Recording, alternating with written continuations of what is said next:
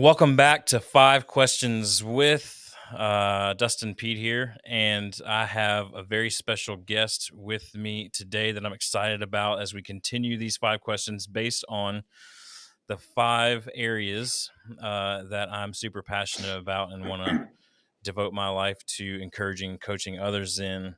As I was preparing for this kind of launch of the website and the YouTube channel this year, I started looking down my list of friends and influencers and people that have been um, just highly influential in my life over the last few years or so. And without a doubt, that my guest today is probably one of the most influential people, not just in my life, but the lives of many.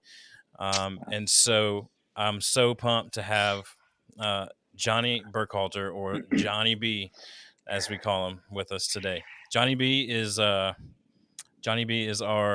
worship pastor at Crossroads Church, where we both currently serve together right now. A little known fact: we're in the same building right now.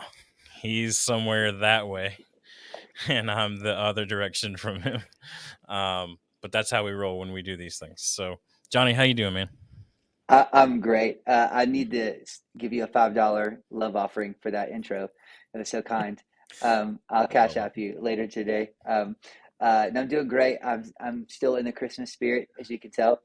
yeah, I think we're going to keep these up. I think we've decided that they just are a vibe yeah, and they not work. limited to Christmas. So we're going to keep them up. But yeah. Yeah, they work. One of the things that Johnny B is really great at that I got to see firsthand for the first time really recently is writing music. And that was one of the reasons why we were interested in bringing Johnny onto the team, is because we want to be an organization, be a church that has some original songs um, to offer up, right, as an expression of what God is doing in our house, in our local body. And so Johnny is so in tune with that. And I told Johnny this when he came on, that he is kind of a dying breed in the worship ministry world right now, because a lot of today's worship leaders and worship pastors are more musicians than they are pastors. And whereas Johnny B is super gifted musically, speaking, he's even more gifted and anointed pastorally. And so we love having him on the team for that. And he got a chance to take us on a writer's retreat recently, where we went to an amazing house that a friend of ours parents had in Alabama. And Johnny B brought in all these friends of his from all over, and us as a creative staff as well, to write together for 2 or 3 days. And it was there that I was able to finally see for the first time Johnny just come alive in a way that I've never seen before. And after that, I was like, well, I have to get him on here and just get five quick questions with him about his process for writing music, because I was just so impressed, and I was so intrigued, and I think others would be intrigued to know whether you're writing words or poetry, books, magazine articles, blog articles, music, instrumental music, lyrical music, whatever. Um, I think what Johnny has to offer and what he's going to share with you today through these five questions will be really powerful and really something that'll stick with you. So I'll just start right off. Just a Well, super basic, broad question. What is your process, Johnny, for writing music? Just lay out for us. Give us the secret sauce. yeah. I think there's no right way or wrong way. I know a lot of people start off with the music first and then the lyrics come. Other people are constantly jotting down lyrics in their phone and the music comes later. I think for me, words I think are the first thing that I'm drawn towards. For me, songs are really just another way of packaging stories, and Hmm. so I think it's so important to have the words right.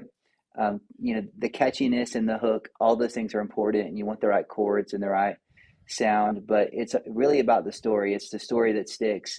So I think for me, one of the things I like to do is, once I've got the thought or the idea, we did some of this at our retreat, but is kind of word bubbling, and Yeah. taking that word of that thought and kind of giving it a personality, giving that word a story, giving that word the five senses, and just making that word come alive. And all of a sudden, you don't just have a thought anymore, but you've got the beginning of a story. And so I think for me, that's kind of where it starts: is what story am I trying to tell, or what truth am I trying to communicate? I think in our cul-de-sac, in our kind of corner of things in the church world, we want to sing the songs that are going to connect people with their faith. Mm. We want to give language to to maybe a truth or a scripture verse. So there's really different kind of ways to kind of approach it, but I think it has to start with what story are we trying to tell, Yeah. and does that story have a character, and got to bring that character to life, and whatever. If we're singing about hope, how does hope make you feel? What does hope remind you of? And begin to unpack those truths. One of the greatest stories in the Bible that I love, that I go back to often, is the story of Jesus in the Last Supper. And number one, I love that he called it supper, because it just confirms that Yeah. he's from the South. Right. But it's supper. It ain't din din. It ain't none of that. It's supper. But but he says something in that moment. He says, "Do this in remembrance of me." Hmm. And I think a lot of times worship, and if I could go even further, songs, the best songs bring you back to a place of remembrance, of Wow. feeling, a moment. That's why, but we're both super country music nerds, Yes. and I think that's what I relate to most in that kind of genre, is the stories that make you feel something, that make you remember something. So it's all about the story. How can we unpack a good story? Wow. I mean, yeah. So let's just lean into that a little bit more, because another one of my questions, I'm just going to jump down out of order for you for a second. Where does your inspiration come from? I think a lot of people can tap a resource sometimes until the well runs dry, right? Yeah, And so yeah, as creative professionals, or yeah. creative hobbyists, and we're learning about other people's process, one of the things I always lean into is what's inspiring you right now, or where does your inspiration come from? And I know you're probably going to be like, my inspiration comes from my faith. That's a great answer. Give me the real answer. Where does your inspiration come from? Yeah. Well, one of the things I'm learning is, when inspiration doesn't come to you, you have to go to inspiration. Wow. So I'm learning how to do that. But I think in the context of this question, what inspires me uh, most is day to day life. I'm in this kind of this season. My wife and I raising kids, so a lot of the things that happen day to day are triggers for me, for inspiration. I remember being in the Starbucks drive-through line, and the line was super long, and our 6-year-old, who likes to ask questions about everything, was asking all these questions, and she said, "Dad, when is it going to be our turn?" And all of a Mm. sudden I thought, man, what a great thought. We're all asking that question. Maybe not about our iced latte, right? But we're asking, when is my promotion, or when is my next, or when is my this? And so all of a sudden, a everyday conversation began to spark this thought, like, when is my turn, or when is my now, or when is my Mm. next? And you take a thought like that, an inspirational moment like that, and you figure out how you tell that story in a song, because everybody is asking that question: when's it my turn? It may not Mm. be about the Starbucks drive-through, but we're all asking that question in some form or some fashion. So how do you take a very personal moment Yeah. and tell a story that anybody could put themselves into? So I think inspiration is happening. We just kind of have to be aware of it, right?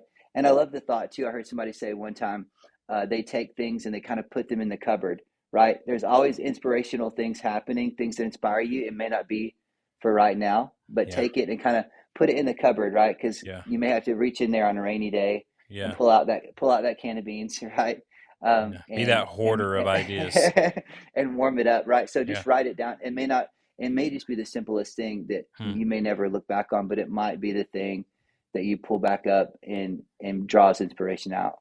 There's two things you mentioned there in that answer that I want to follow up on and just kind of elaborate on just a little bit. Number one, you talked about how a great story, and so a great piece of writing, whether it's a music or poetry, or a blog post or an article or whatever, that in order for it to really really connect, that it has to be personal. Mm, Um, talk about that. Why does it have to be? Why do the best songs feel so personal? Yeah, I think they have to make you feel something. I think Yeah, they have to move you, move something inside you. And so I think the secret sauce, the secret is how to take something personal, but make it to where anybody again could kind of insert their name into that story. yeah, There's a balance there. Because there's one level where it is completely your story, but then even Jesus spoke in parables, right? You could insert my name into the story of the prodigal son, or mm, XYZ. So I think being inspired from a personal place a lot of times too is you're not the only one going through that, or you're not the only one thinking that thought, you're not the yeah, only one who has that question. And so when we can take something very personal, right, and bring it to the forefront and begin to build a story around it, build a song around it, all of a sudden, now we get to kind of share in that, right? It's like a community moment where yeah. my story is now our story, and we get to kind of sing it together. Yeah, I mean, there's connection and vulnerability, right? Like, if you're Yeah, able to be vulnerable and open up a little bit, people can go, okay, I can relate to that. Even if it's not in a piece of artwork, even if it's just two people sitting down having a conversation, one decides, hey, can I just be vulnerable with you for a second? The other one automatically will be able to connect a whole lot more to what you're saying. The other thing that you right. mentioned was just this kind of thought of always be observing, always be collecting. So I'm thinking back to that Starbucks line that you were in the drive-through, and I'm thinking, okay, when your kid said that, what in you said that's a hook, or that's a song title, Yeah, or yeah. that's a great, that's it. Is it because you're always looking for those things? What in you just went, yeah, that's it. Yeah, I think you have to bring some intentionality into it. I think you just always want to be, always have your phone close or whatever. But I think when you're looking for those things, and you're just available for them, then they'll come, right? You got to kind of make room in your process to be inspired. And I knew a guy, we're great friends to this day.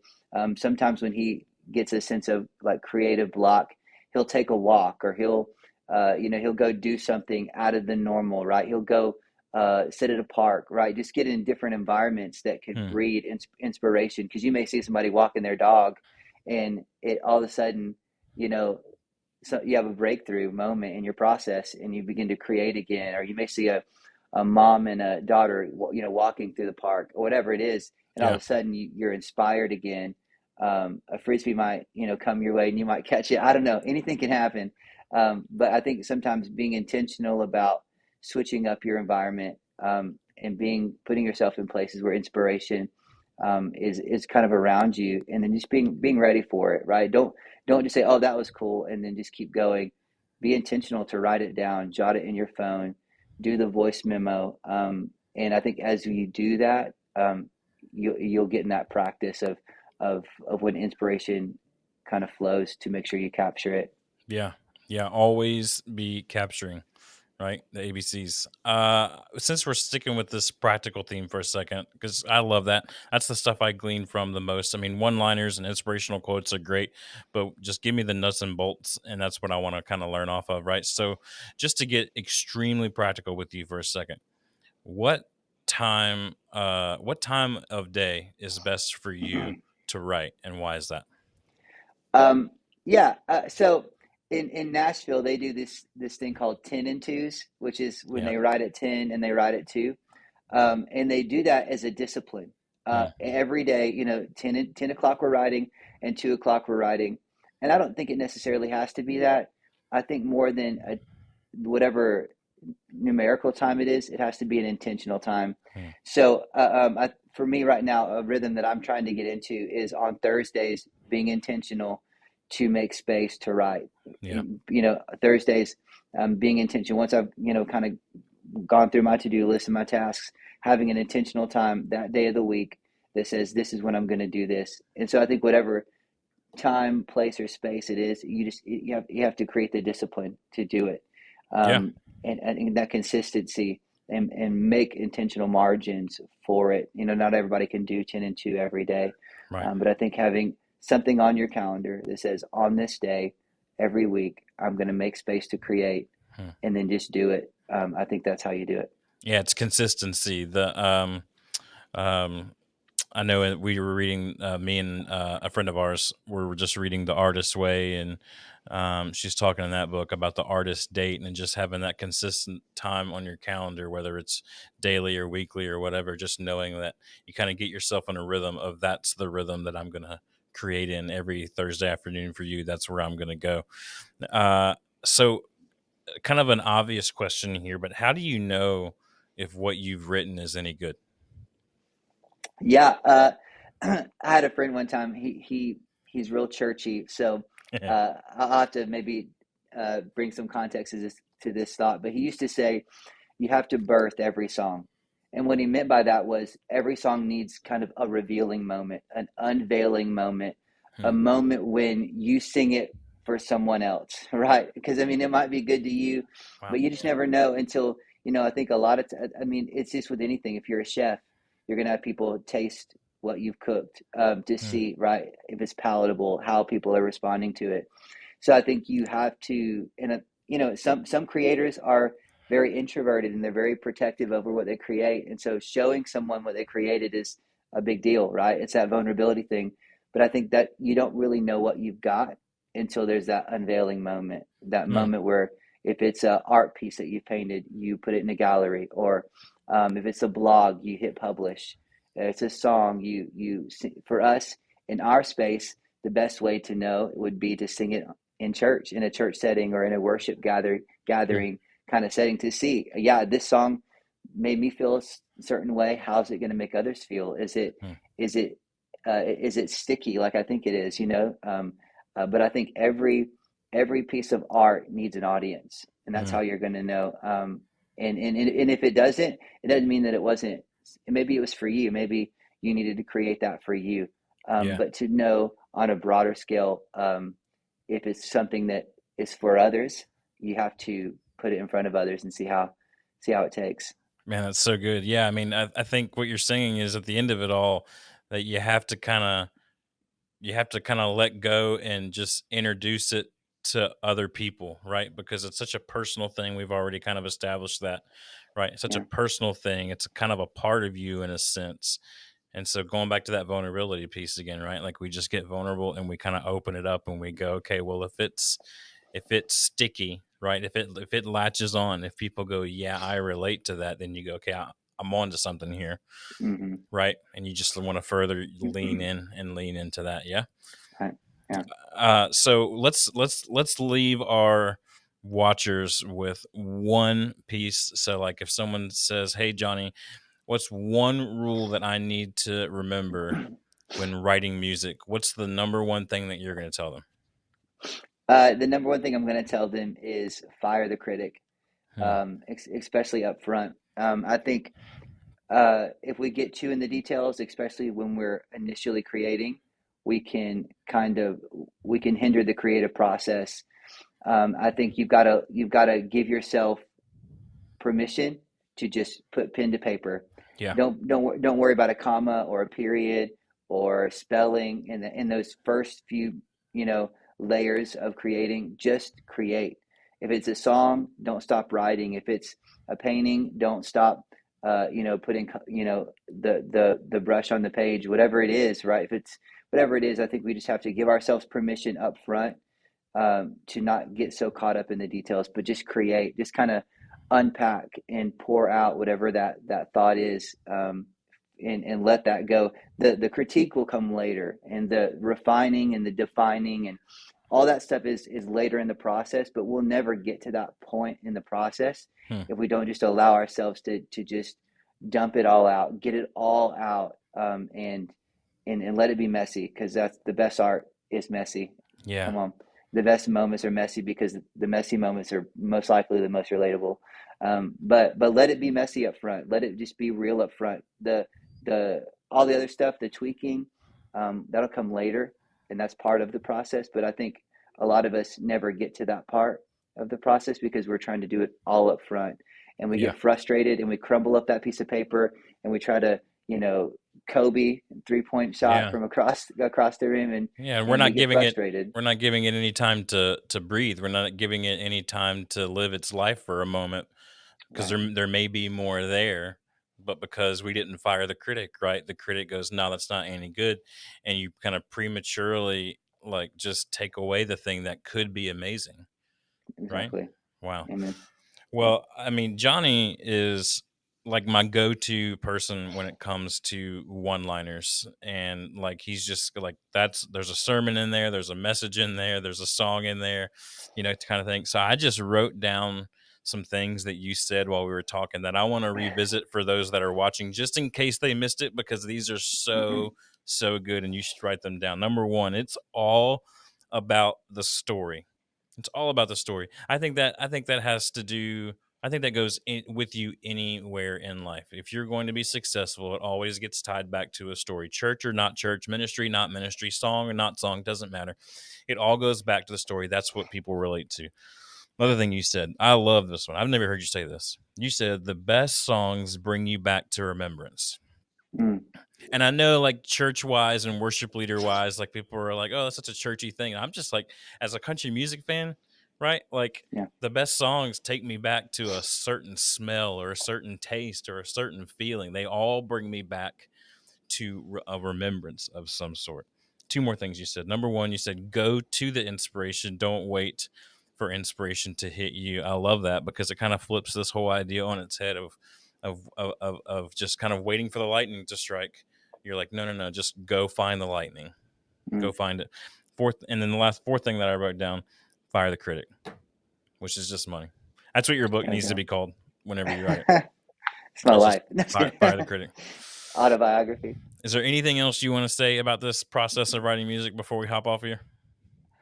No, but I will give you one more one-liner, Let's go. just because I love it. No ego, amigo. No ego, amigo, and that speaks for itself. No ego. I mean, I feel there's a story in there Uh, of how that phrase came about. yeah. Well, I think, as a creative, in the process of creating, you got to give yourself a break, right? You don't get too caught up and be all high and mighty and think a certain way about yourself. Just be Yeah. humble Yep. and let the creative process flow. Man, that's so good. Such a good reminder. Johnny, thank you for joining us. I want people to know if they want to keep up with Johnny and all of his creations and songwriting, you can follow him on Instagram at the Johnny B. There's only one. There's only one Johnny B. For me, anyway.